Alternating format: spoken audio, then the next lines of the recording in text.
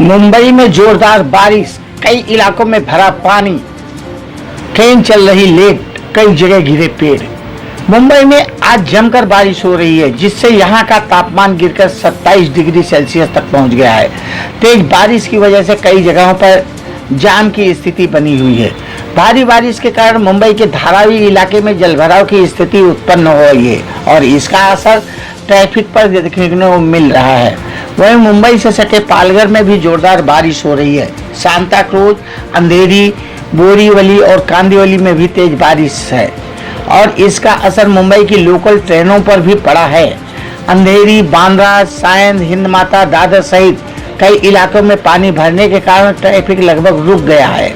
भारी बारिश के चलते हिंद माता की सड़कें और सायन रेलवे स्टेशन नदी में तब्दील हो गया है।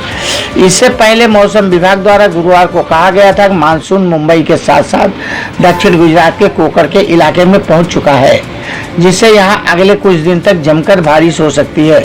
मौसम की जानकारी देने वाली निजी एजेंसी स्काईमेट ने बताया, मुंबई में बारिश का अनुमान लगाते हुए कहा कि अगले 48 घंटे में मुंबई में 100 मिलीमीटर तक बारिश हो सकती है। स्काईमेट ने मुंबई के अलावा अलीबाग, कोल्हापुर, नागपुर, पालघर, पुणे, रायगढ़ और ठाणे में भी भारी बारिश होने का अनुमान जताया है।